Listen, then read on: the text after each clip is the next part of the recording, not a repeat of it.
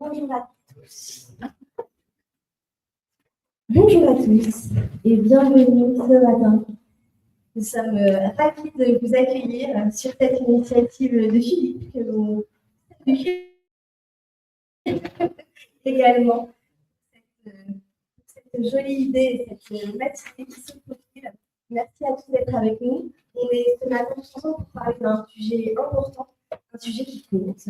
L'ESS, c'est plus largement l'impact que vous pouvez avoir dans vos différentes organisations en faisant des choix un peu différents et des choix qui ont de nombreuses répercussions. Et on va en parler tous ensemble ce matin. Mais avant ça, je vous propose de découvrir avec qui vous allez avoir l'honneur de discuter. Et je vous propose un petit table pour que nous sachions qui est avec nous. Donc, autour de la table, plusieurs regards croisés, des profils divers. Certains d'entre vous proposent au marché des solutions pour avoir de l'impact et des solutions pour être à la fois dans vos carnets de services et à la fois des missions. Et puis d'autres en ont mis en place. Donc, vous allez nous dire tout ça. Et je vous propose de commencer avec Sybille. Qui es-tu, Sybille, et que représentes-tu ce matin? Oui, vas-y. Bonjour, Sybille de recherche au sein des partenariats pour les bureaux du cœur. Bonjour à tous, Manuel Martins, je suis directeur de l'environnement du travail chez Danone. Bonjour, Laurence Ménaud, directrice générale de Change Peace France. Bonjour, je suis Jenna Belker, je travaille en Hospitality Manager pour le groupe de BNP Paribas et au travers de notre client Nuvini. Olé. Personne dans la réparation de vos cassés? Non, c'est bon. On va éviter. Non. Merci à tous. Donc, et peut-être pour commencer. Moi, une fois que je suis cassée, vous savez, Bonjour à tous, moi c'est Ghislain Morin, je suis le fondateur de l'entreprise adaptée Trèfle Restauration, qui est une entreprise agréée par les services de l'État pour recruter au moins 55% de personnes qui sont en situation de handicap et on est spécialisé dans la restauration plutôt gustative et pour. Bonjour à tous, moi je suis Delphine Hernu, je suis directrice des fonctions support à la Mutualité française qui est ici et je suis aussi co-gérante de la STI qui est propriétaire de tous ces espaces. Voilà, je suis à domicile. Alors, on va peut-être revenir un petit peu plus en détail sur ce que les uns et les autres proposent, mais avant, un petit mot de Manuel, Gina et Delphine, quand on cherche un environnement de travail, un immobilier. Est-ce que c'est un sujet qui arrive assez naturellement? Est-ce que vous avez beaucoup d'offres et de propositions? Ou est-ce que c'est un sujet qui vous est arrivé un peu sur le tard ou par hasard? Allez, Manuel, pour commencer. D'abord, moi je représente Danone, donc on a une histoire un peu singulière, notamment un double projet économique et social. Le social, chez nous, c'est quelque chose qui est bien ancré. Et là, c'est mieux? Donc c'est quelque chose qui est bien ancré et donc on assume ce genre de projet facilement et depuis toujours. Alors j'ai forcément plein d'exemples. Depuis toujours, on en lance et j'ai l'heureuse mission d'essayer de dénicher des idées pour faire en sorte que chaque salarié soit fier. Donc c'est très assumé chez Danone. J'aime bien comme réponse. C'est déjà pas mal. Ouais. Et chez Gina, ça s'est passé comment cette arrivée de l'ESS? Est-ce que c'était une volonté, une opportunité? Je pense déjà chez BNP Paribas, il y a une vraie volonté d'avoir un impact positif déjà dans les différents assets, et je pense aussi que pour les collaborateurs, c'est important de rendre utile et savoir qu'on a un vrai impact au quotidien. Et donc, concrètement, on ne va pas faire semblant de ce que vous voyez ce matin alors qu'on s'est tous tutoyés il y a 5 minutes. Tu as fait comment, du coup? Tu es allé chercher des entreprises, des associations, ou c'est des associations, des entreprises qui sont venues se présenter à toi? C'est plutôt moi qui est venu vers des associations. Après, je vais le présenter plus tard, parce que sinon je vais faire un monologue. Mais on a fait beaucoup d'actions différentes, que ce soit sur de la collecte solidaire, des actions qu'on fait avec Change, on en fait vraiment énormément. Enfin, voilà, on fait beaucoup de choses. Et effectivement, c'est moi qui vais vers les associations, je les démarche, j'échange avec eux. C'est facile à trouver.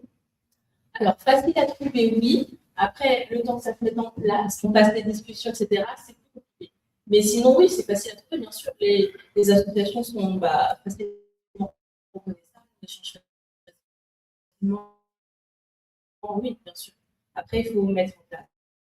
C'est du temps, c'est de l'organisation, mais tout est faisable. Et c'est aussi là-dessus qu'on va revenir, les conditions du succès de ce genre de collaboration. Delphine, même question, même punition. Hasard, volonté, opportunité. Clairement une volonté. Les mutuelles font partie de l'ESS déjà dans le cadre de leur métier. Elles couvrent des gens et elles ont des structures de soins non lucratifs. Donc, voilà, l'ESS, c'est leur métier, c'est vraiment ce dans quoi on baigne depuis toujours. Donc, intégrer dans le cadre de tout l'environnement de travail des structures de l'ESS, ça fait aussi très longtemps. Par exemple, on a une entreprise pour la rosée du plan de bureau, c'est un recours. Donc, voilà, après, petit à petit, de plus en plus cette dimension-là dans les partenariats qu'on nous, mais c'est vrai que c'est depuis toujours. Et puis alors, soit c'est nous qui allons les chercher, parce que aussi des ESAT j'ai son travail, mais sinon ils viennent à nous. Par exemple, le trèfle est plutôt venu à nous chercher une structure pour exploiter cet espace de restauration. Donc voilà, ça dépend des opportunités.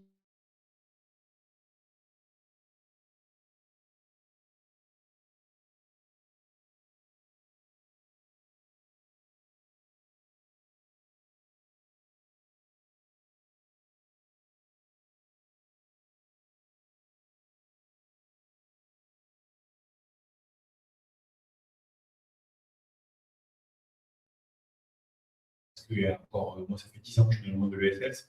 Et il y a encore quelques années, quand on disait, mais est-ce que ça ne vous dirait pas qu'on le fasse avec un truc plus adapté? Ah non, non, nous, on veut de la qualité là. Waouh, il y a quand même un gap. On arrive aujourd'hui à convaincre des belles sociétés, des grands groupes. On peut relier l'inclusion et la qualité de prestation, puisque mon message, c'est de dire, il ne faut pas que vous nous preniez par charité, parce que bon, mais c'est pas top ce qu'on fait, mais bon, super, il faut pour des belles valeurs, il faut qu'on soit en capacité aujourd'hui de délivrer une prestation de qualité qui soit au niveau, à minima, du standard du marché. Et en plus, waouh, on le fait avec l'inclusion parce qu'on se débrouille avec notre accompagnement socio-professionnel pour.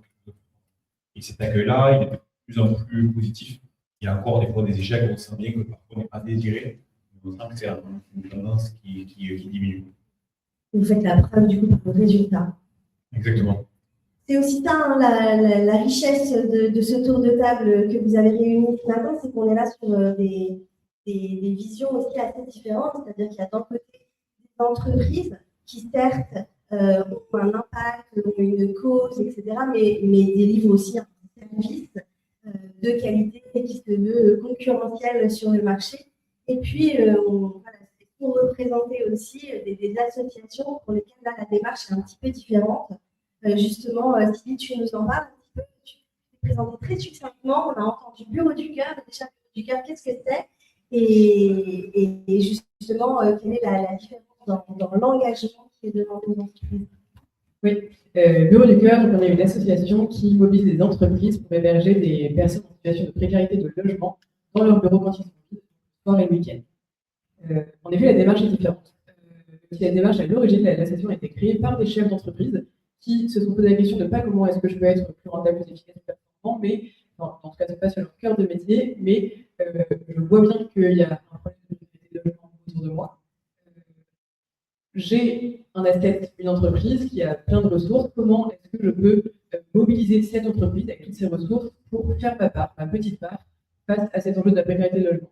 Donc, ils ont travaillé entre chefs d'entreprise avec tout l'écosystème aussi social qui accompagne les personnes en précarité dans ces enjeux-là. Donc voilà, comment nous, entreprises, on peut participer à ça. Et ils ont identifié ces dispositifs en disant, voilà, nos bureaux sont vides de 20h à 8h tous les jours, plus le week-end. Pour autant, c'est des espaces qui sont là, qui sont disponibles, qui sont chauffés, qui sont nettoyés, climatisés. Et ben, peut-être qu'on peut les mettre à disposition des personnes qui ont besoin d'être mises à l'abri entre quatre murs et un toit. C'est comme ça que ce dispositif a été créé, donc en faisant appel plutôt à l'entreprise, l'entrepreneur, les salariés en tant que faisant partie d'un tout qui est la société, plus que dans la mission première de chaque entreprise. Et donc, c'est aussi un dispositif qui s'adapte à toute mission d'entreprise. Il y a Danone, il y a des PME, il y a des cabinets de sophrologie. Ça fait combien de temps maintenant? Ça fait 5 ans qu'a eu lieu le premier accueil, qui est né l'idée. Et aujourd'hui, c'est plus de 400 entreprises un petit peu partout en France qui ont permis d'héberger plus de 1000 personnes. Merci.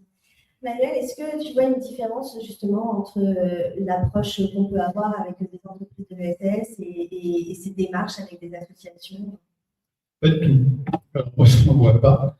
Mais encore une fois, c'est quelque chose qui est assumé depuis longtemps et que j'ai toujours fait. Enfin, moi, j'ai toujours vu mon métier comme un triple projet. Il y a un projet économique, bien sûr, et ce projet économique doit nous permettre de faire et du social et de l'environnemental. Voilà. Donc, du coup, pour moi, c'est quelque chose de naturel. Je note quand même, parce que je vais revenir sur la question de tout à l'heure, qu'il y a beaucoup plus d'offres aujourd'hui qu'il y a quelques années en arrière. Quelques années en arrière, je ramais un peu, parfois il fallait que je transforme un projet pour que ça devienne social, et on le faisait ensemble.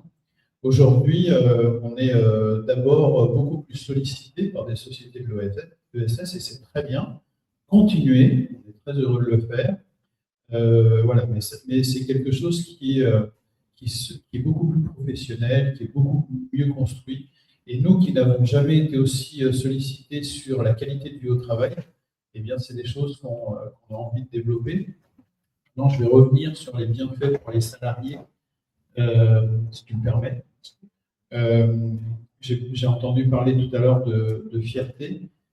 C'est quelque chose qui est ressenti vraiment comme ça par les salariés, la fierté d'appartenance. Et moi, je fais toujours un lien entre fierté d'appartenance pour un salarié et productivité. Donc, je pense que parce qu'on est très fier d'avoir les mêmes valeurs que son entreprise, du coup, on est plus productif au travail. Donc, ce genre de projet que j'ai la chance de pouvoir porter, et je suis ravi, merci Sylvie de m'en avoir donné l'opportunité, les bureaux du cœur. Une chose que j'ai entendue et qui m'a rendu très fier des CSE, c'est par exemple, on est très fier que ce projet émerge chez Danone, et ça faisait longtemps qu'on n'avait pas eu un projet qui nous rende aussi fiers. Voilà. C'est le genre de choses qui met un peu d'essence dans le moteur de temps en temps quand on a des journées pleines. Et là encore, c'est ce que tu appelais tout à l'heure, ce triple volet, finalement, c'est d'estimer que c'est complètement intégré à ce que devrait proposer un environnement de travail, puisque vous êtes aussi censé être vecteur d'image, de cohésion, d'esprit d'entreprise, etc. Oui, et que c'est attendu par les salariés. C'est ce que je voulais vraiment souligner. Les 3 projets qu'on voit ici, les 3 structures, les 3 entreprises qui se présentent face à vous, c'est des entreprises qui font aussi bien que si c'était des entreprises classiques. Et c'est important de le souligner. Merci Ghislain. On n'est pas en train de se dire que c'est moins bien et que du coup vous serez pardonné. Ce n'est pas du tout le cas. C'est plutôt on fera non seulement aussi bien, mais en plus on apporte de la valeur. Et la valeur dans tout ce qu'on crée, c'est vraiment ce qu'on retient. Ce n'est pas un prix, c'est de la valeur. Laurence, est-ce que tu peux nous rappeler déjà peut-être un petit peu le dispositif de départ, le principe de départ, et puis nous dire toi aussi si tu estimes que tu es avant tout une entreprise de service qui promeut un service de qualité au juste coût, etc. Ou si c'est d'abord cette vocation qui prime. Oui, alors donc Changebiz, c'est une marque de café qui a pour mission l'insertion sociale et professionnelle de personnes sans domicile fixe. On apporte dans les entreprises du lien social et du plaisir autour d'un délicieux café. Et puis dégusté, j'espère, à l'entrée. Donc plus concrètement, on propose aux entreprises du café en grains de la marque Changebiz et des services barista, des corners café en entreprise. Et 100% des bénéfices de notre activité financent notre programme d'insertion. On forme des personnes en situation de précarité au métier de barista. On les emploie pendant 7 mois dans nos corners café en entreprise. Et en parallèle, on les accompagne sur les sujets sociaux et professionnels, pour les amener à un CDI dans l'hôtellerie, la restauration, les coffee shops. Et donc, complètement, je rejoins Justin et tout ce qui a été dit avant. Si je ne dis pas de bêtises, le fait de former au métier de barista, ça a un impact particulier parce que c'est un métier où il y a de la demande et de l'offre. Oui, effectivement, c'est pour ça qu'on a choisi le métier de barista. Des entreprises d'insertion, il y en a plus de 2000 en France, mais on est les seuls à avoir choisi le métier de barista et on l'a choisi particulièrement parce qu'il y a ce lien social.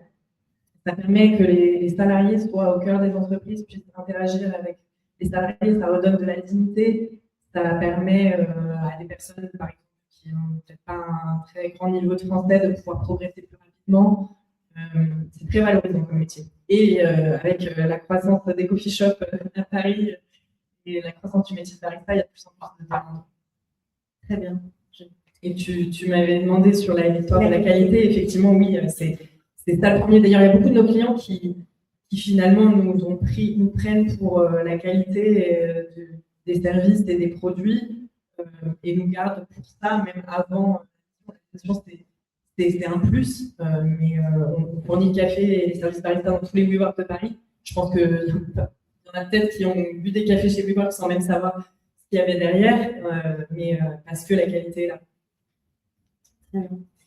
Ghislain, si tu mettais en avant ce point tout à l'heure, c'est parce qu'il est important pour toi et pour tout le monde, j'imagine. Ouais. En fait, il faut surtout être franc et surtout pas hypocrite.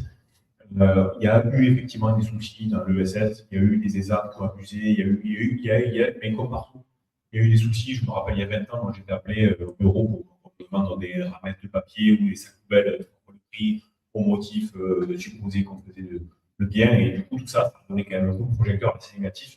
Tout ça, on en ressort. Cette entreprise, elle n'arrive plus aujourd'hui à être reconnue comme étant une entreprise de l'ESS parce qu'à côté, il y a des prestataires comme nous qui font un travail beaucoup mieux. Donc, il faut faire un culpa quand c'est nécessaire et dire qu'effectivement, il y a eu des fois, on a voulu aller sur des marchés, on s'est foiré, on n'a pas été au rendez-vous, on n'était pas structuré pour. Aujourd'hui, c'est différent.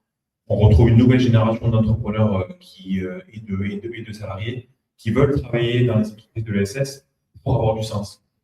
Et donc, on retrouve dans nos équipes tous ces gens talentueux, et il y en a au fond, qui en fait apportent cette qualité et qui font qu'on arrive à être au standard du marché. C'est par les équipes encadrantes et par les entrepreneurs, les nouvelles générations d'entrepreneurs de l'ESS qu'on a trouvé ces solutions. Et c'est important quand même de dire que oui, il y a eu des soucis, mais ça se corrige. Et aujourd'hui, ce qu'on retrouve sur le marché, c'est de plus en plus des gens qui sont prêts. Ce que tu dis, c'est qu'en fait, un petit peu comme sur le marché du workplace en général, il y a eu une professionnalisation importante qui a été à l'œuvre et qu'aujourd'hui, l'offre a bien changé par rapport aux préjugés qu'on peut aussi avoir encore et qui peuvent persister. Oui, c'est ça. Et puis la communication et les réseaux aident aussi beaucoup à ça. Parce qu'on arrive à casser les freins immédiatement quand on parle d'accueillir des personnes qui sont sans abri ou sans domicile dans les bureaux. C'est quoi concrètement le premier frein? J'imagine que si on dit micro-trottoir, les gens diraient ah ouais, mais pour les vols, les machins, mais il faut aller casser ça, il faut aller casser les barrières. Moi, comme je le disais tout à l'heure, c'est ah ouais, donc nous là, on veut de la qualité sur ce événement. Justement, on prend nous parce qu'on est premium avant tout. Et donc en fait, c'est ça, il faut arriver à communiquer, à faire ce qu'on fait aujourd'hui, ça en fait partie. Et c'est tous ces outils de communication et de sensibilisation. Et après, la réalité sur le marché, il ne faut pas que ça reste des paroles. Pour que quand on gagne le marché, pour nous, on se voit au rendez-vous. Justement, David, ces freins, venons-en à ces freins. On avait promis ce matin un langue de bois est très concret. Au départ, quand le sujet arrive sur la table, est-ce qu'il y a des freins, que ce soit économiques, psychologiques, organisationnels? Il y en a quelques-uns. Par exemple, le Bureau du Cœur, moi j'avais vu une vidéo sur j'avais craqué complètement pour le sujet, je trouvais ça absolument génial. On a un bâtiment immense qui est inoccupé une grande partie le soir, tout à fait, le centre de Paris. Et donc, j'avais envoyé ça à ma DG qui est comme moi hyper mobilisée sur les sujets environnementaux ou sociaux. Et donc, elle m'avait dit, ouais, trop génial. Non, c'est pas. Oui, elle m'avait dit super, vas-y. Et puis, en fait, je me suis heurtée à mon responsable d'environnement de travail qui m'a pris pour m'illuminer en disant complètement Marjo, on a d'autres choses à faire en fait, c'est pas du tout la priorité d'installer ça. Et puis les représentants du personnel qui disent alors il va y avoir du monde étranger dans les locaux, comment vous allez gérer les vols. Enfin, voilà, donc il y a quand même pas mal de barrières. Donc aujourd'hui, je suis en train d'essayer de convaincre tout le monde, de rassurer en fait sur la nécessité et l'intérêt de proposer un dispositif comme ça. Par contre, il y a des choses qui se font beaucoup plus facilement, la nourriture, voilà, là, tout le monde est prêt à manger et bien manger. Exactement. Donc voilà, il y a des choses qui se font facilement, mais sur d'autres champs un peu plus particuliers en fait, sur lesquels on n'est encore pas tout à fait habitué à aller. Il y a encore des freins et heureusement qu'il y a des initiatives qui perdurent et je serais ravie de les déployer. Manuel, j'imagine que ces freins et ces craintes, tu les as entendus aussi. Comment ça s'est géré et qu'est-ce que ça donne aujourd'hui dans le fait? Oui, je les ai entendus. Je les ai entendus à maintes reprises. Et comme j'imagine tous ceux qui se lancent une première fois, on fait quelques erreurs. Moi, j'ai commis une erreur au départ qui est de parler de sans-abri. Le terme sans-abri, c'est une connotation qui, pour la plupart d'entre nous, veut dire personne qui est violent, qui a une addiction. Voilà. Donc forcément, quand j'ai dit va accueillir un sans-abri, vous allez voir, c'est génial. Eh ben, j'ai pas eu les sourires que j'espérais. Et puis il y avait 1500 personnes. Du coup, comme je ne fais pas les choses à moitié, je préférais le dire à tout le monde tout de suite. J'avais été voir la direction générale qui, bien entendu, était sponsor du projet, donc j'avais préparé quand même un petit peu le truc, et je vous avais dit que le CSE a dit que c'était un projet génial et qu'ils étaient ravis.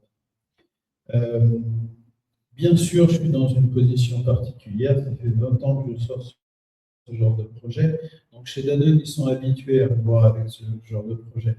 C'est peut-être pas aussi simple pour quelqu'un qui arrive à son poste et qui se lance sur un aussi compliqué que celui-là.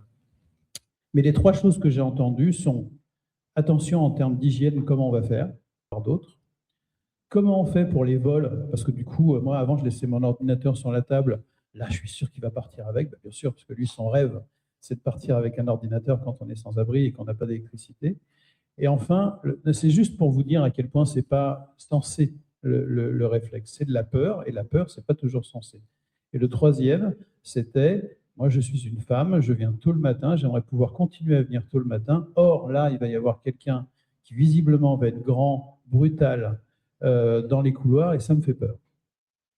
Et donc, la seule manière, en tout cas, c'est la seule que j'ai trouvée moi, c'est de se lancer. Et en fait, la première personne que j'ai accueillie, enfin, que je n'ai pas accueillie, que Danone a accueillie, avec plein d'erreurs, hein, je vous raconterai plus tard. C'est une jeune femme qui avait 26 ans, qui devait faire 1,55 m. Je lui ai dit que c'était celle dont il fallait se méfier, mais il ne me croit pas. Et bien sûr, nous n'avions rien choisi. Parce qu'en fait, je n'osais pas dire au bureau du cœur, ça sera plutôt un tel, ça sera plutôt telle association. Donc du coup, on a ouvert nos portes et on l'a fait complètement. Et cette jeune femme, elle avait beaucoup plus peur que les gens qui étaient dans les couloirs. Et donc, cette première expérience nous a permis d'en avoir plein d'autres derrière. Et il n'y a pas eu de problème de propreté, pas eu de problème de vol, pas eu de problème d'agression.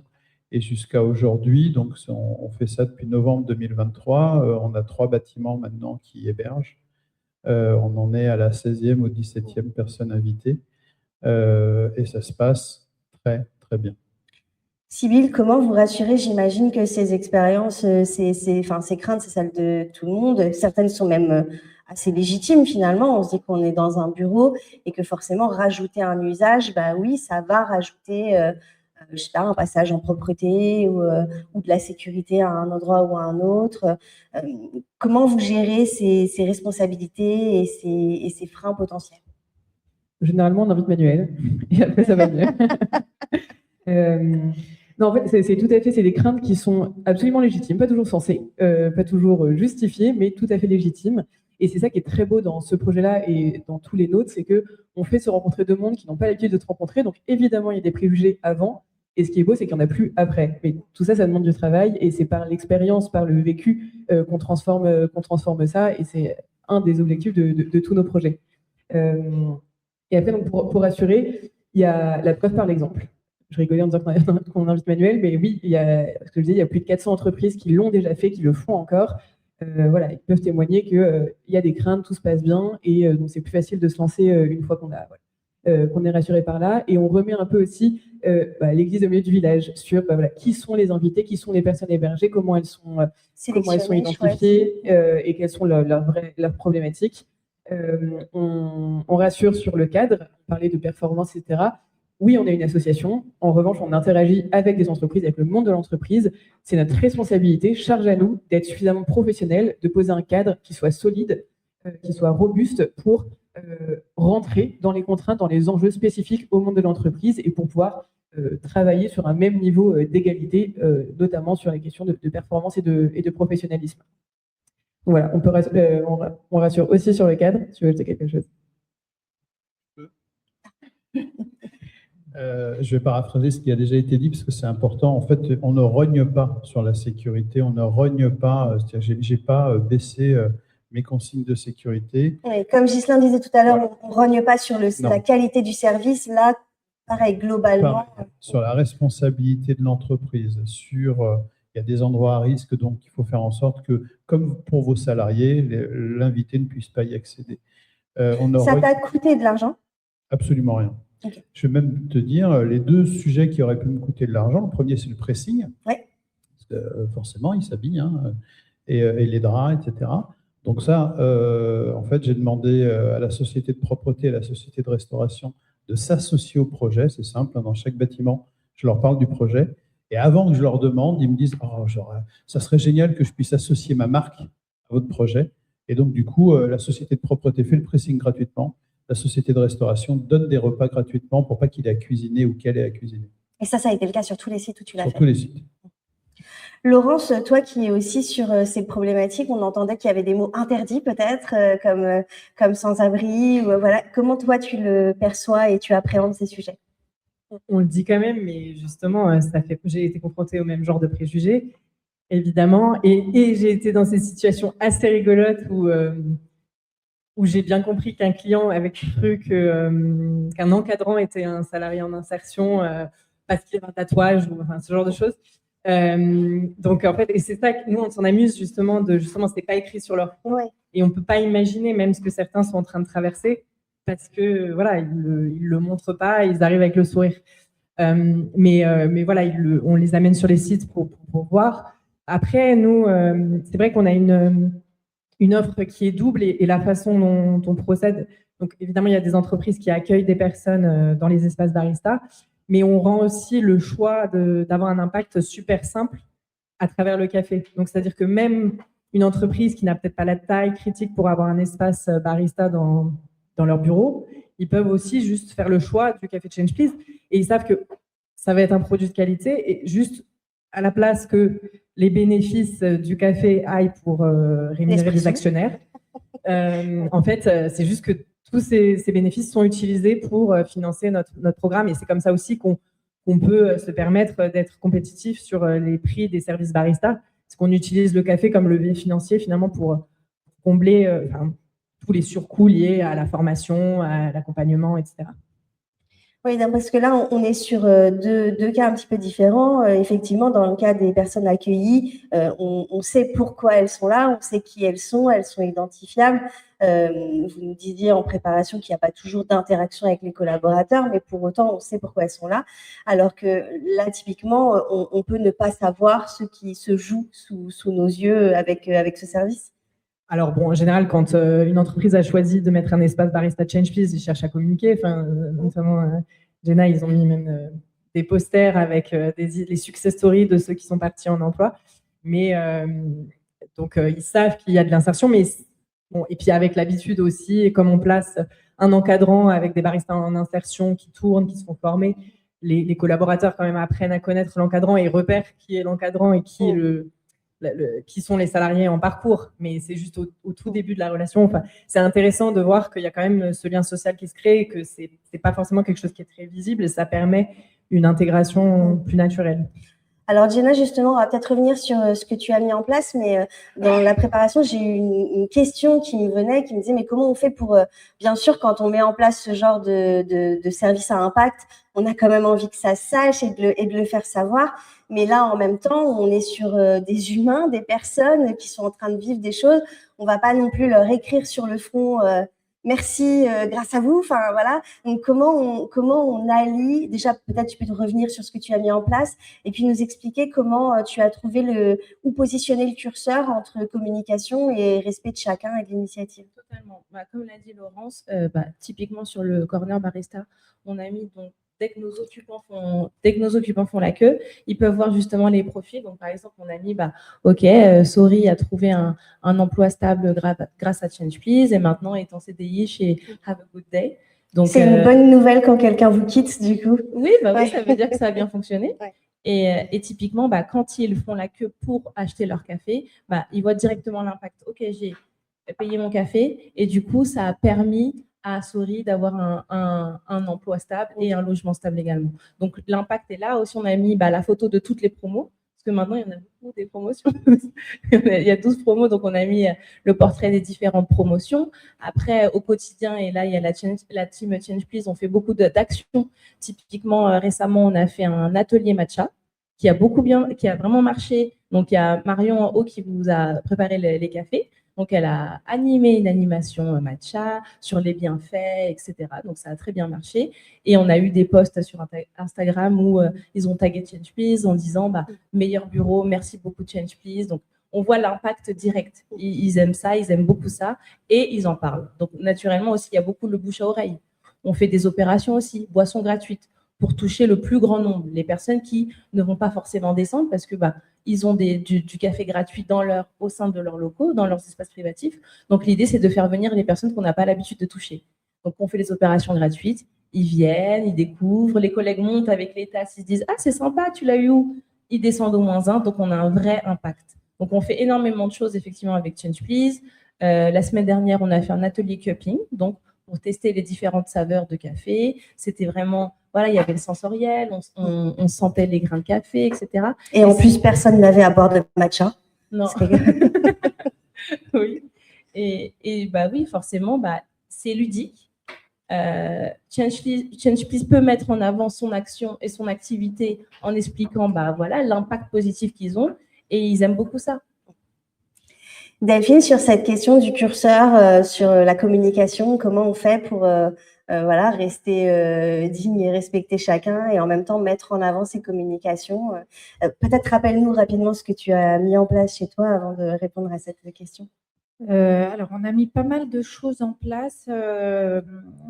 Récemment, on travaille pas mal avec Emmaüs, notamment sur des serviettes de table et des essuie-mains dans l'espace de cafétéria. Je voulais qu'on arrête les tissus à usage unique. Ça m'insupportait de voir tous ces tissus à la poubelle chaque jour. Donc, on a pris l'option de tissus lavables et du coup, on a eu recours à Emmaüs qui fait du recycling de tissus et qui donc nous propose des tissus qu'on emmène après au pressing. Et puis, on a mis aussi, quand on a refait notre siège, on a fait un choix économique. Là, c'était beaucoup plus cher d'avoir des fauteuils de bureau. On a équipé tous nos collaborateurs de fauteuils de bureau fabriqués dans l'Hérault, c'est ça ? Dans le Gard, à Anduze, par une entreprise adaptée.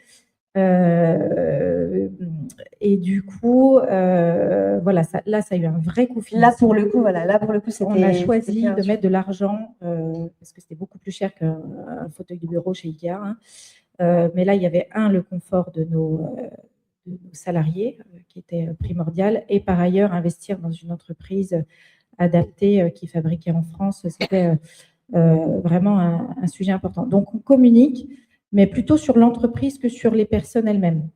Ce qui nous permet d'éviter de devoir voilà, éventuellement pointer le doigt de personnes en situation de précarité, parce qu'on a aussi une entreprise de ménage qui est attentive à ce que les collaborateurs ne fassent pas le ménage très tôt le matin et donc sont là la journée.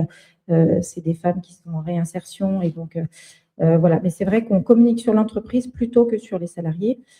On communique beaucoup, peut-être même trop. C'est-à-dire que maintenant, ils nous disent, oui, bon, bah, vos trucs… On a compris qu'on faisait les choses bien. Voilà. Donc, c'est vrai que c'est un dosage qu'il faut manier un peu avec parcimonie parce que sinon, finalement, il y a moins d'appréhension de l'enjeu et de l'impact. Ça fait partie de tout ce qu'on fait. Et maintenant, chez les collaborateurs, c'est bon, bah, OK, on a compris tout ce que vous faites, c'est inclusif, c'est RSE, c'est… voilà. Mais si on aime bien communiquer sur toutes les nouveautés maintenant, bref, on a communiqué quand ça a ouvert. Voilà. Comment vous gérez, Ghislain, cette notion de communication entre on est une entreprise classique et on fournit ce que vous attendez et le bonus sur l'impact? Alors, on a deux communications. On a celle auprès des usagers du service, donc les salariés de l'entreprise, et l'entreprise en elle-même qui nous choisit. Puisque l'usager, lui, il n'a pas choisi les restaurateurs, il le subit. Donc, il faut que ce soit une restauration subie, mais de qualité. Et le client, le nôtre, l'entreprise qui nous prend, on communique avec elle d'une autre façon. Effectivement, on a parlé au début des freins. Et là, l'idée, c'est de parler plutôt des opportunités, justement, et des avantages que ça peut avoir. Et il y a tout un travail aussi à faire sur la pertinence de travailler avec des entreprises de l'ESS. C'est tout ce qui va rentrer dans les comptabilités maintenant extra-comptables, tous les indicateurs. C'est en train de redescendre de plus en plus et de prendre de plus en plus d'importance. Donc, tous les achats qui vont être faits auprès des entreprises d'insertion, entreprises adaptées, à partir du moment où on délivre une prestation, comme on l'a dit, du même niveau de qualité, en fait, ça renforce énormément tous ces bilans extra-comptables et sur des fois des montants importants. La communication aussi qui peut être faite. Toutes les entreprises clientes que nous avons sont des entreprises ordinaires, donc qui sont dans la compétition au quotidien. La compétition pour accueillir des talents, des salariés, et la compétition pour avoir des clients. Et quand ils répondent à des marchés, ils doivent mettre leur impact RSE, etc. Et nous, on est, en plus de délivrer une prestation, on est un vrai outil d'aide à améliorer la note RSE des entreprises, à améliorer la note ESG, à les rendre plus performants quand ils répondent à des marchés. Donc, en fait, on voit la première couche, c'est la prestation rendue, mais le deuxième impact, c'est ce qu'on leur donne en termes d'impact RSE. Et donc ça, c'est important de le communiquer parce que toutes les entreprises ne sont pas au courant de tout. Il y a en premier lieu, effectivement, le fait de pouvoir déduire de la déclaration obligatoire travailleurs handicapés la prestation de service qu'on fait. Donc ça, c'était un bonus financier, on va dire. Mais il y a après le fait de leur dire, voilà, vous pouvez communiquer là-dessus, vous pouvez dire que vous faites de l'achat inclusif. Quand vous faites Bicorp ou tous les labels Impact Score et que sais-je, eh bien, vous pouvez intégrer ça. Et donc, c'est à nous aussi de communiquer pour faire de la fidélisation sur l'action ESS. Manuel, tu as l'impression que tout ça aujourd'hui, chez les professionnels du workplace, c'est plutôt acquis et on sait quelle petite case on peut cocher, etc. Ou il y a encore des choses sur lesquelles il faut s'acculturer, apprendre? Alors, je pense qu'il y a encore des efforts à faire. C'est-à-dire que notre métier, qui est l'environnement du travail, est de plus en plus pressurisé sur des budgets qui se réduisent. Enfin, moi, je suis très conscient de tout ça. J'ai les mêmes problèmes que tous ceux qui font ce métier. Et bien entendu, en même temps, il faut faire mieux. Il faut faire en sorte que chacun des salariés vive le mieux possible le bureau, je vais le dire autrement, que l'endroit le meilleur du monde pour bosser, ce soit votre bureau. Et donc, c'est vrai que ça peut paraître, quand on regarde le schéma comme ça, un peu difficile. Et moi, j'aime beaucoup ce qui vient d'être dit, chacun à notre façon, qui est, on peut faire mieux, en fait, pas forcément plus cher et des fois moins cher, simplement parce qu'on regarde les choses avec un peu plus d'acuité. Donc, on va regarder, si on parle de restauration, faire de la restauration sociale aujourd'hui, c'est ce que vous faites depuis toujours. Donc, on peut peut-être aller encore plus loin et pas avoir de gaspillage alimentaire et faire attention à l'énergie, faire en sorte que les salariés qui travaillent derrière, ils aient des super conditions de travail. Donc, tout ça, c'est des choses sur lesquelles peut-être qu'on mettait moins l'accent il y a quelques années en arrière, parce que c'est l'histoire de nos métiers, de la sous-traitance. Mais aujourd'hui, on doit être vigilant sur tous ces aspects-là.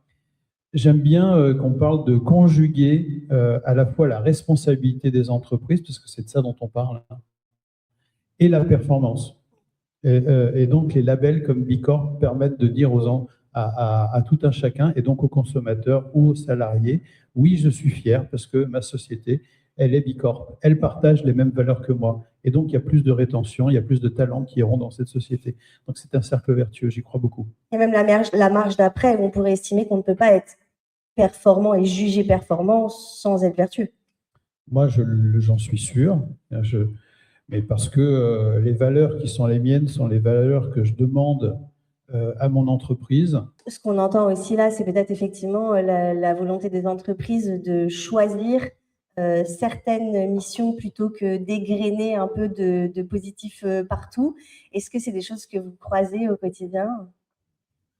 Oui, c'est hyper intéressant. Nous, en tout cas, côté asso, côté impact, si on se focus sur l'impact, on comprend bien l'enjeu des entreprises sur leur communication, sur leur choix stratégique, le fait de ne pas s'éparpiller. C'est toujours le curseur entre est-ce que je le fais pour l'impact ou est-ce que je le fais pour uniquement mon image de marque. Et la vérité est entre les deux, bien évidemment. Mais voilà, c'est intéressant, je trouve, en tant qu'entreprise, de se poser la question sur voilà, quelle énergie j'y mets, qu'est-ce que moi j'en ressors et quel est mon impact sur les bureaux du cœur. Manuel pourra témoigner. Ça demande un peu d'énergie à mettre en place parce qu'il faut convaincre, parce qu'il faut adapter un petit peu son environnement, etc. Une fois que c'est lancé, c'est complètement transparent. Pour l'entreprise, pour les salariés, à part pour les quelques-uns, comme tu disais très bien, qui vont avoir envie de s'investir un petit peu plus auprès de l'invité dans le dispositif. Et c'est absolument pas transparent pour l'invité à qui ça change la vie. Littéralement, ça lui permet de repartir dans la vie sociale, dans la vie insérée dans la société. Tu disais 1000 personnes en 5 ans? Oui, c'est ça, un peu plus de 1000 personnes en 5 ans. C'est loin d'être transparent. Il y en a pour qui plus de 90% ont retrouvé un logement pérenne, même plus de 6 mois après l'accueil, plus de 70% ont retrouvé un emploi pendant cette période, passé de 50% à 70% de personnes en emploi pendant cette période-là. Donc c'est une réelle aide, même un peu plus que ça. Donc voilà, il y a aussi ce curseur-là à placer. Et après, la communication, tout ça, évidemment. On vous oppose parfois comme ça des causes les unes aux autres en vous disant je suis déjà investi sur tel volet, c'est un peu compliqué d'arriver sur tel autre.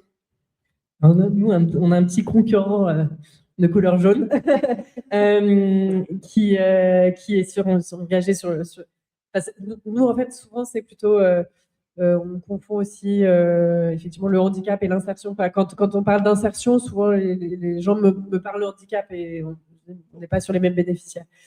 Mais bon, je pense que vraiment, il y a encore de la place quand même il n'y a pas suffisamment de marques, surtout en France, pour le coup. Autant Change Please est en Angleterre et en Angleterre, Change Please est en concurrence avec des dizaines de marques de café impact. Donc, effectivement, c'est là où les sensibilités parlent et où certains disent nous, on est déjà un peu plus engagés avec les réfugiés, ou nous, on est un peu plus engagés avec les sorties de prison, donc ils vont s'aligner avec la marque qui est un petit peu plus alignée avec leur mission. En France, on a encore du chemin à faire avant ça, et donc il y a de la place pour se développer tant qu'il y a d'autres marques qui n'ont pas l'impact au cœur de leur ADN. Nous, le seul frein qu'on peut avoir, c'est quand il n'y a pas de désir de faire de l'inclusion ou qu'il y a même des craintes énormes. Sinon, après, on répond, nous, à un besoin.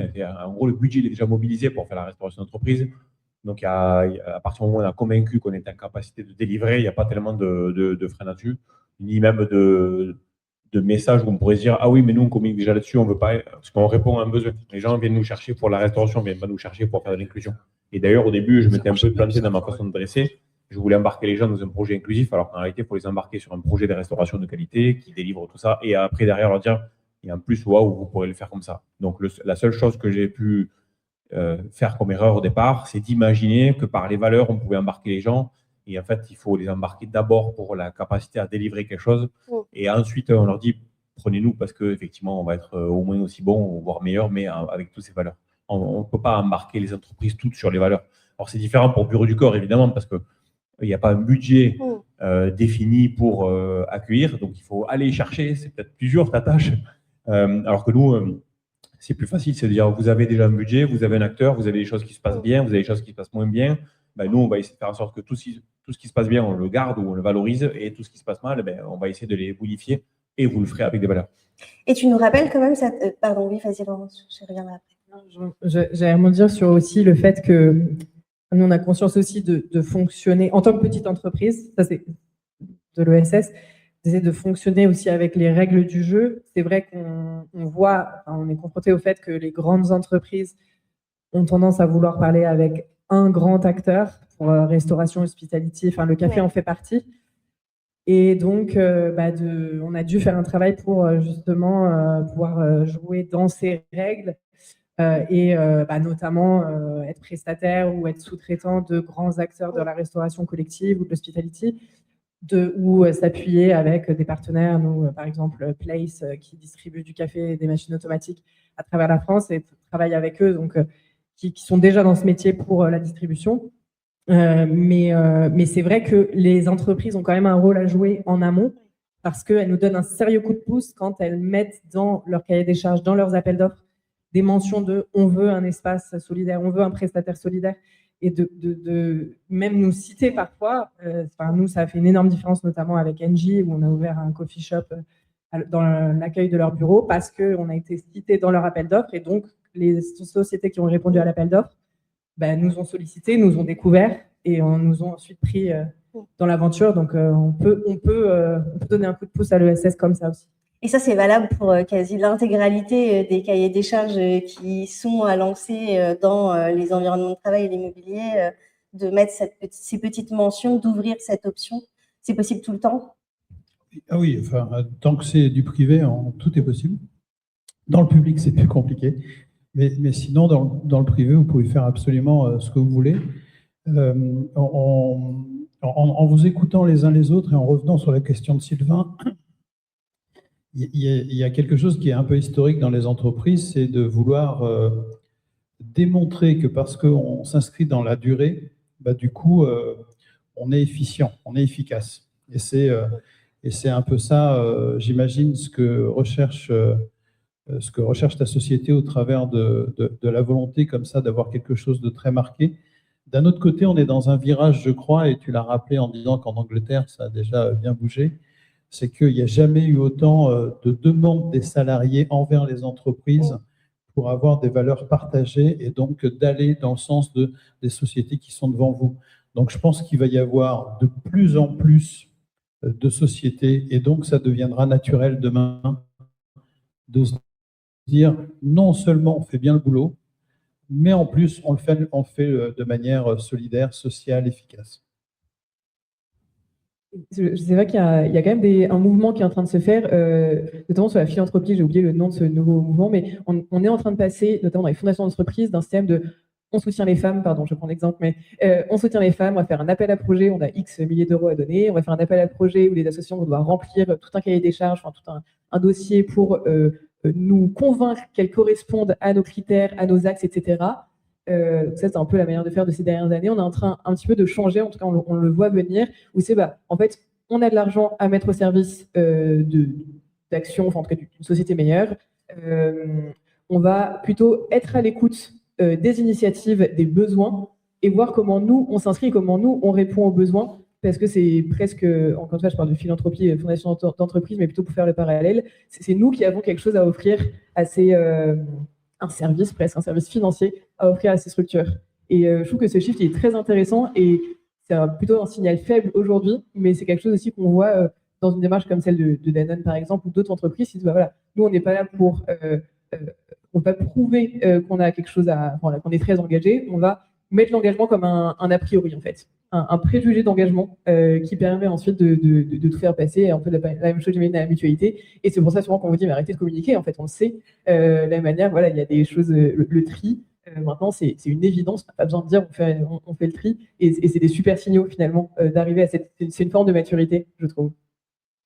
Oui, se dire que quand c'est devenu la norme, c'est que ça commence à être chouette. Je te voyais réagir, Jenna, sur cette question de changement, de bascule finalement entre le regarder ce qu'on est capable de faire et partir du principe que toujours il faut faire les choses avec sens et avec impact positif à la clé? Oui, totalement. Je suis d'accord avec toi, Sylvie. Oui. Laurence, on a parlé de l'impact réel et concret, puisqu'on avait promis du concret ce matin. Donc, on a parlé de l'impact réel et concret de l'activité de Bureau du Cœur. Tu nous as parlé de la qualité du service, de ce qui était proposé, etc. Mais concrètement, on a entendu donc, que chez Jenna, c'était une douzaine de promotions qui étaient passées avec des gens relogés, etc. Toi, aujourd'hui, l'impact dont tu et ChangePlease est fier de façon générale, c'est quoi? C'est lequel? Oui, donc 12 promos, en fait, c'est à l'échelle de ChangePlease, mais comme nos salariés en insertion tournent entre les différents sites, ils sont tous passés chez Liberty. Donc, effectivement, on a recruté, formé 63 personnes depuis 4 ans. Et on a un peu plus de 70% de sorties en CDI à la fin du parcours, 76% de sorties dynamiques en tout, ce qui est très élevé pour une entreprise d'insertion. Et ce qui est la clé de beaucoup de choses derrière. Est-ce qui est la clé de beaucoup de déclenchements de choses positives derrière, j'imagine? Oui. C'est un point. Oui. On a à peu près la moitié des personnes qui trouvent une solution logement pérenne pendant le parcours, mais en fait, le fait d'avoir un CDI derrière va débloquer aussi beaucoup plus vite la situation. Très bien. Et Ghislain, pareil, on a beaucoup parlé de la qualité des plats, parce qu'on se régale bien dans les restos trèfles, mais au-delà de ça. Merci, oui, en termes d'impact, nous, alors on a pour objectif de répondre à 2 missions. La première, c'est le projet du travailleur, c'est-à-dire faire en sorte qu'il puisse évoluer. Donc, on collabore énormément avec les ESAT, donc l'établissement social. Pour ceux qui ne connaissent pas tout le monde de l'ESS, mais l'entreprise adaptée comme nous sommes nous, c'est le monde juste après les ESAT. Donc, c'est une évolution. Et pour le parcours du travailleur, ça veut dire plus de diversité, plus de challenge et plus d'autonomie et plus de rémunération. Et ça rentre parfaitement dans le cadre de la loi pour le plein emploi. Donc, on a le vent en poupe en ce moment parce que les ESAT sont challengés pour faire sortir des travailleurs. Et donc, tout le monde est gagnant. Moi, j'aime bien dire que quand on arrive à relier de l'économie avec de l'impact, c'est là où on a tout gagné parce que c'est durable. Et donc, notre challenge à nous, c'est de faire en sorte que les personnes qui sont dans des ESAT, donc qui sont un peu isolées dans un établissement qui s'appelle établissement d'aide par le travail, donc c'est pas j'ai un travail et j'ai un contrat, c'est on m'aide à travailler, et bien de leur dire maintenant c'est fini, on ne t'aide plus à travailler, tu travailles. Donc ça, c'est le premier impact. Il y a 10 parcours comme ça qui sont concernés aujourd'hui chez nous. On a un engagement à 55% de travailleurs en situation de handicap, on est à 71%. Et l'idée, c'est de finir l'année avec 30 personnes qui ont un travail durable et toujours entre 10 et 15 qui sont en formation, immersion, mise à disposition sur les ESAT.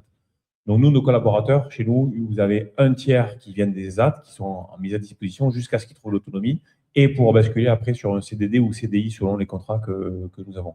Mais aussi, ça permet d'avoir une soupape au cas où, avec la réforme aussi pour l'emploi accompagné, c'est de dire, tu es un ESAT, tu as envie d'évoluer, mais tu as quand même peur de ce nouveau monde qu'on appelle ordinaire, hein, c'est le vocabulaire, eh bien, tu as la possibilité sous 3 ans de retourner à l'ESAT. Donc, on a des collaborations. C'est un peu technique tout ça, mais ça veut dire que le sujet principal, c'est le parcours, le projet du travailleur. C'est comment je fais en sorte de lui offrir une évolution professionnelle, une évolution socio-professionnelle, une évolution aussi salariale et un peu plus de challenge et de diversité parce que quand on est dans les AT avec d'autres personnes porteurs de handicap, eh bien, on est moins challengé que quand on est dans le monde ordinaire. Et donc, c'est tout ça en fait c'est tout un travail de l'équipe d'accompagnement socio-professionnel chez nous et la RH.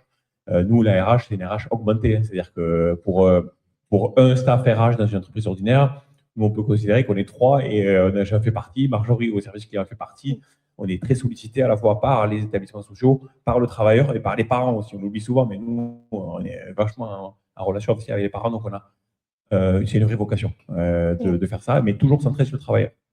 C'est ça, le métier parallèle, finalement, qui vous permet d'être… Mais c'est le métier parallèle de toutes les entreprises de l'ESS. C'est-à-dire qu'en gros, même d'ailleurs, quand on se définit, on ne sait pas si on doit dire « Bonjour, je suis une entreprise adaptée qui fait travailler les personnes en situation de handicap et du coup, on fait la restauration » ou « Bonjour, je suis une entreprise de restauration qui fait travailler, qui est une entreprise adaptée. » On ne sait jamais par quoi commencer. Donc, on s'adapte, mais on a effectivement 2 missions. La première, c'est de rendre accessible la restauration d'entreprise à tout le monde et de qualité. Et Mais en même temps, on le fait en rendant accessible aussi le travail aux personnes porteurs de handicap. Donc les descriptions sont toujours plus longues.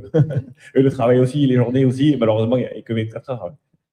C'est ça, Laurence, on dit entreprise à mission, mais en fait, ça devrait être entreprise à double mission, finalement, dans votre cas. Oui, complètement. Je rejoins.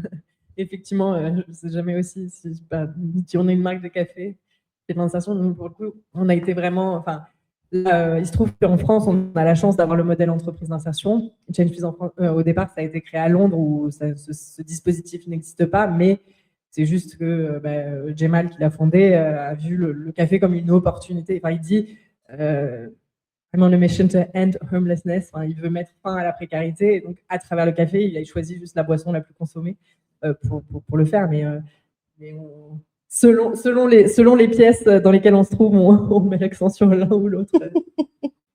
Delphine, on nous parlait tout à l'heure, je ne sais plus qui évoquait l'idée de laisser c'était toi Laurence, dans chaque cahier des charges une place pour les entreprises adaptées, pour les associations, pour toutes les entreprises à mission. Est-ce que toi, tu aurais un conseil également pour accélérer sur ce chemin? Alors nous, aujourd'hui, ça fait clairement partie des critères à chaque fois une condition sine qua non pour qu'on développe des partenariats ou des services dans notre entreprise ou auprès des salariés. Par exemple, on organise pas mal d'événements. Nous, les traiteurs, c'est que des traiteurs de l'ESS. On n'utilise jamais des traiteurs qui ne sont pas de l'ESS. Enfin, maintenant, c'est devenu incontournable. Le café aussi, c'est du café solidaire. Enfin, tout. Ça ne me viendrait même plus à l'idée de ne pas prendre en compte ce critère-là aujourd'hui. Et je pense que voilà, on a eu du mal à faire entrer dans les directions, dans les équipes, ces aspects-là. Mais maintenant, ça y est, c'est complètement diffusé et c'est naturel. Donc, mais c'est un travail de longue haleine, de conviction, de conviction répétition par la preuve. Voilà, prendre des traiteurs où il y a des personnes en situation de handicap, ça peut être déstabilisant, mais en même temps, ce que vous mangez est très bon.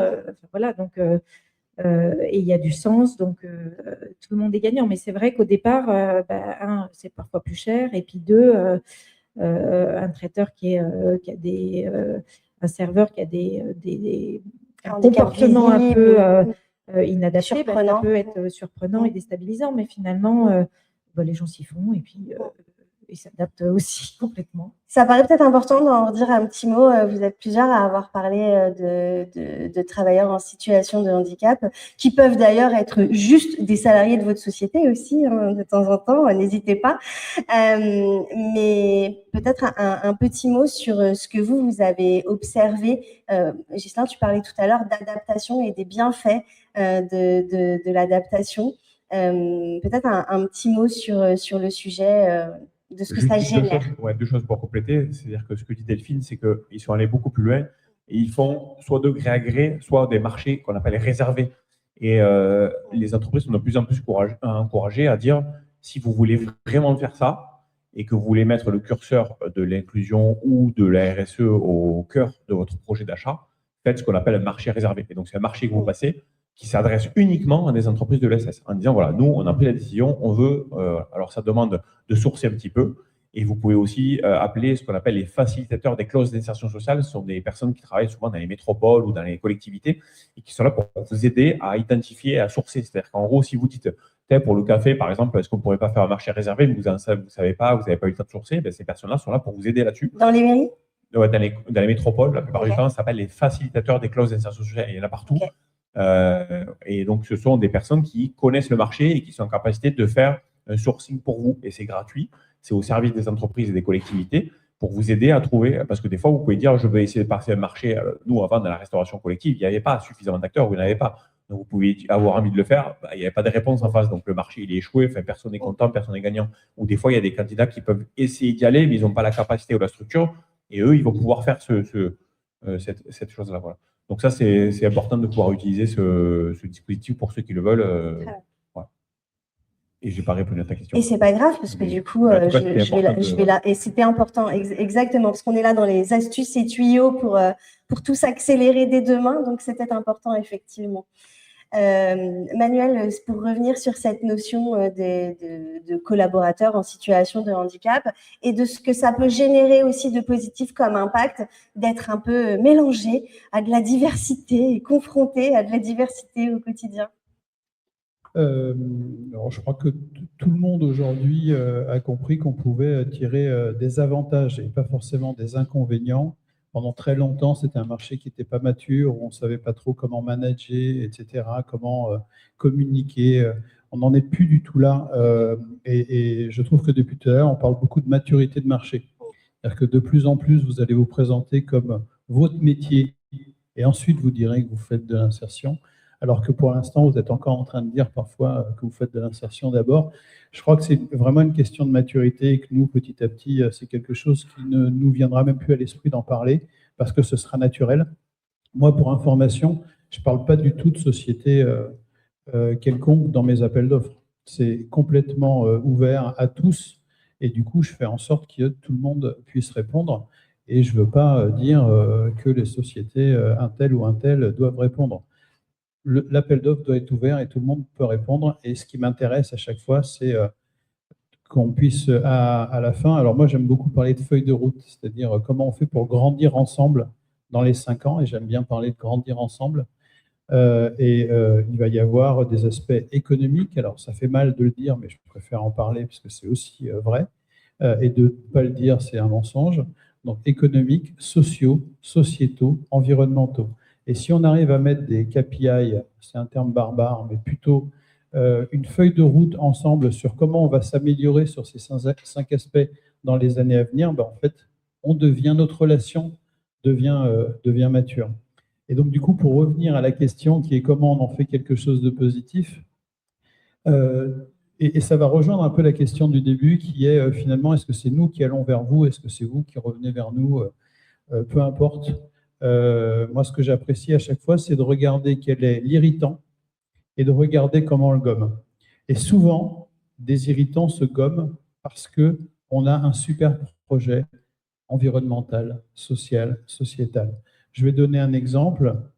À force de faire de l'hospitalité, de faire en sorte que les gens soient dans le meilleur monde possible, et je ne parle pas d'Euro Disney, et bien forcément, le fait de faire la queue, c'est un irritant.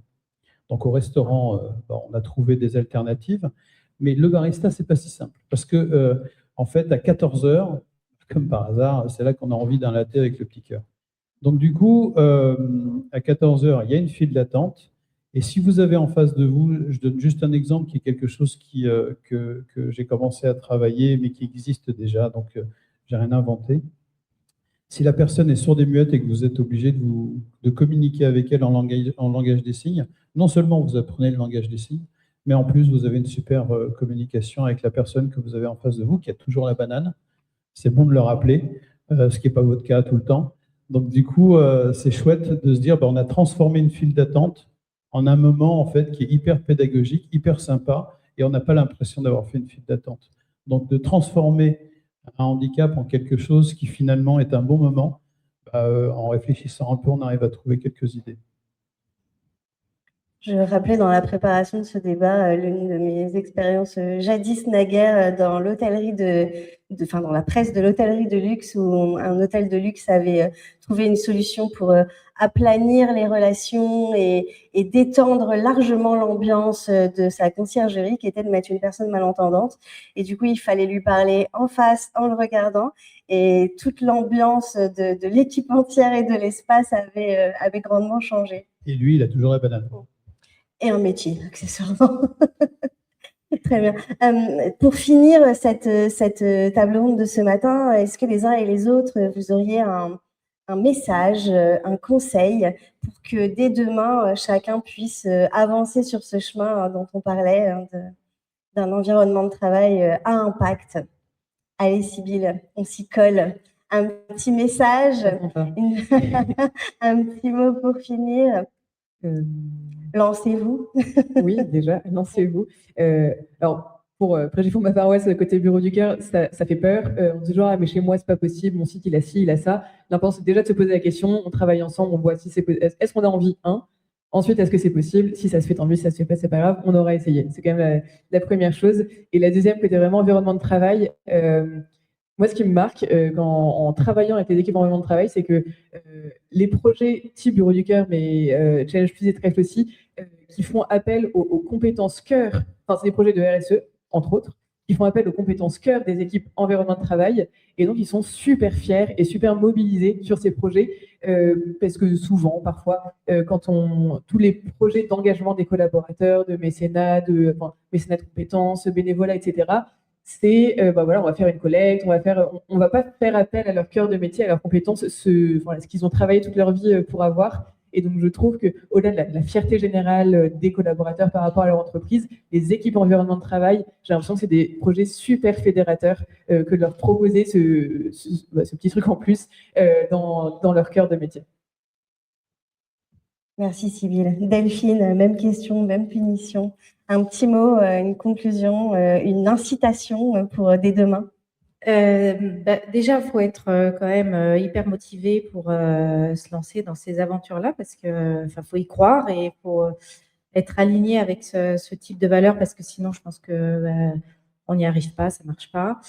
Et après, c'est vrai que ça permet d'embarquer les collaborateurs, y compris des personnes qui sont assez étrangères ou qui se sont jamais posé ces questions-là. Est-ce que finalement, dans le cadre de nos métiers environnement de travail, on pourrait avoir des impacts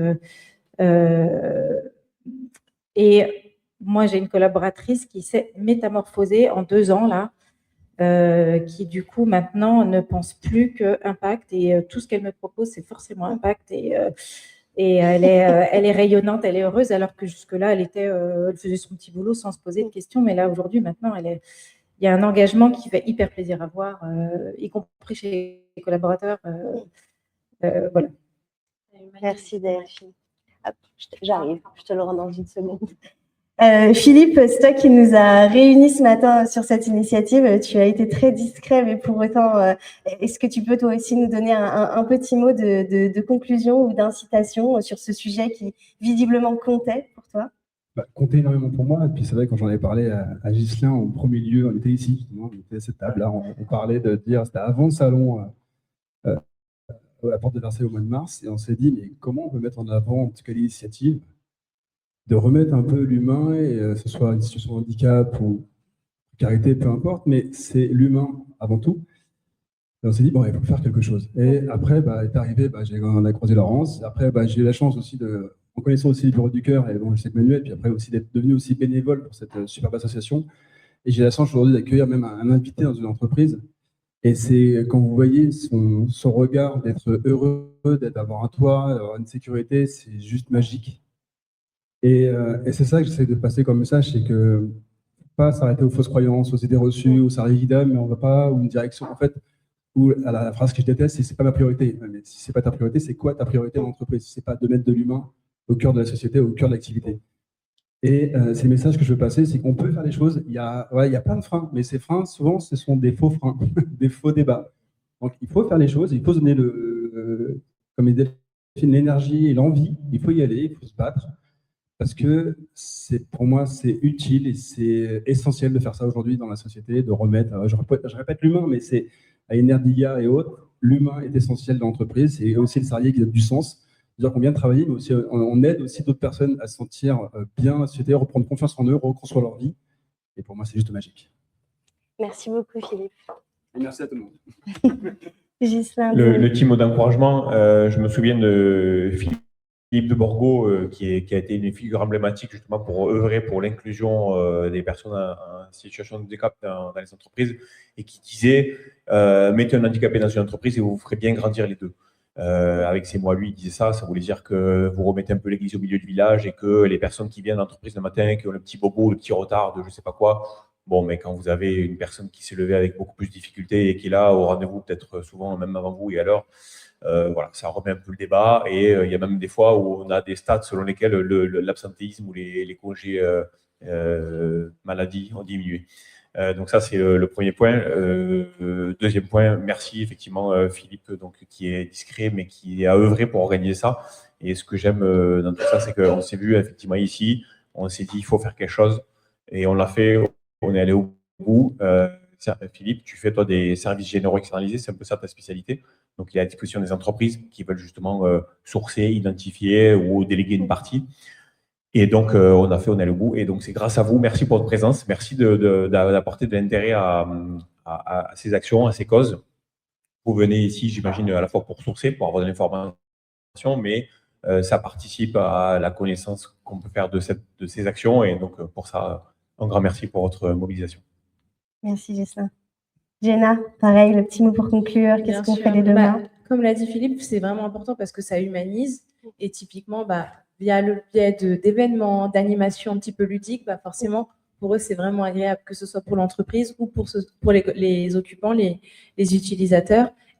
Et voilà, ils ont un impact et ils le sentent réellement. C'est concret. Oui, on entend tellement les entreprises nous expliquer à quel point elles remettent l'humain au cœur de leur processus et au cœur des environnements de travail. L'humain, il est là dans un état fluctuant et dans des situations fluctuantes, et l'intégrer en entier, c'est ça, l'intégrer vraiment finalement. Laurence? Oui, moi je suis ravie de ça, qu'on ait pu se rassembler effectivement dans les structures de l'ESS qui sont complémentaires. Donc merci Philippe. Et je suis ravie aussi que dans notre discussion, on en arrive à l'ESS va devenir par défaut. Que déjà, on a tellement progressé dessus. Moi, je me suis intéressée à ça quand j'étais sur les bancs de l'école. J'allais aux AG de Danone Communities, écoutez Mohamed Younous, et c'était une des entreprises pionnières justement qui inspirait là-dessus. Mais à l'époque, on en parlait à peine. Et là, maintenant, il y a tellement de choix et d'options. C'est devenu facile en fait parce qu'on a pu développer ces modèles qui conjuguent la performance économique et l'impact social et rendent les solutions faciles pour les entreprises. Donc, je pense que qui conçoit, quel que soit son rôle, à son échelle, on peut avoir un impact avec le métier qu'on a. Moi, j'ai été côté multinational. Maintenant, je suis dans une start-up à impact. Mais on peut toujours, qu'on soit dans une grosse entreprise ou même si on fait bouger le cap de 1 ou 2 degrés, en fait, vu l'ampleur, ça a un impact énorme. Ou quand qu'on soit une petite structure de l'ESS. Donc, c'est super chouette. Et puis, pour la paroisse de Change Peace, voilà, en Angleterre, ils forment plus de 200 baristas par an. On n'est pas encore là en France, mais pour ça, on compte sur vous. On a besoin d'être présent plus en France. Donc voilà, pour changer des vies. Commencez par une bonne tasse de café. Commençons par un café. Merci beaucoup, Laurence. Et effectivement, quand on voit l'évolution du secteur de l'ESS et tout le chemin parcouru, il serait quand même vraiment dommage de se priver aujourd'hui de ce marché. J'allais t'appeler Danone. Manuel, récupère ton identité. Manuel, dis-nous même chose. Est-ce qu'il y a un petit conseil pour eux dès demain et même de cet après-midi, parce qu'il faut y retourner après? Oui, je vais plutôt m'adresser à mes collègues, donc donneurs d'ordre, donc responsables de décision quand on signe des contrats, en disant oser. En fait, moi, les plus belles émotions que j'ai eues dans ma carrière, c'est des émotions avec des sociétés de l'ESS. C'est à chaque fois que j'ai entrepris des actions pour faire en sorte que la vie soit meilleure de certaines personnes, que derrière, je prends certaines phrases comme un boomerang et que je me dis « Waouh, quelle chance j'ai d'avoir pu partager ce moment-là avec cette personne, quelle chance j'ai d'avoir pu changer un petit peu sa vie et quelle chance j'ai de créer du lien, parce qu'en fait, le top, c'est quand on arrive à créer du lien et de faire en sorte que les salariés, eux aussi, vivent la même expérience que moi. Voilà. Donc, osez. Très bien. Merci beaucoup, Manuel, pour ce message, et merci à tous pour ces conseils et incitations à l'action. Me reste à vous remercier tous. On va vous inviter à poursuivre les échanges entre vous de façon plus informelle autour d'un bon café, de bons gâteaux. Laissez-moi un cookie, tout ça. Mais avant ça, donc, je tenais à saluer la qualité des échanges. C'est quand même assez impressionnant pour moi qui suis suis observatrice de l'environnement de travail, uniquement observatrice depuis quelques années maintenant, de voir, oui, le workplace et l'immobilier se sont beaucoup professionnalisés, ont beaucoup évolué, ont fait évoluer aussi leur vocation, on leur demande aujourd'hui de participer à la valeur de l'entreprise, justement, en termes de confort, en termes de performance, mais aussi en termes d'image, en termes d'adhésion, en termes de collectif et d'engagement. Et on voit là qu'en face de vous, c'est développé un marché qui a beaucoup de... Ouais, c'est ça, je sais, je vais les laisser manger. Mais on sait que du coup, c'est développé tout ce marché. C'est fini l'époque où vous n'aviez pour seule option pour agir et pour avoir un impact que acheter une ramette de papier. Je vais couper le micro. Mais en tout cas, le message que je retiens de tous ces échanges, c'est rendez-vous ce service. Rendez-vous ce service de faire les choses avec eux. Parce que je crois que vous aurez tout à y gagner et vous l'avez très bien dit et très bien exprimé. Et on me pousse vers la sortie, donc je lâche le micro. Mais je vous remercie tous une dernière fois pour ces échanges. Merci.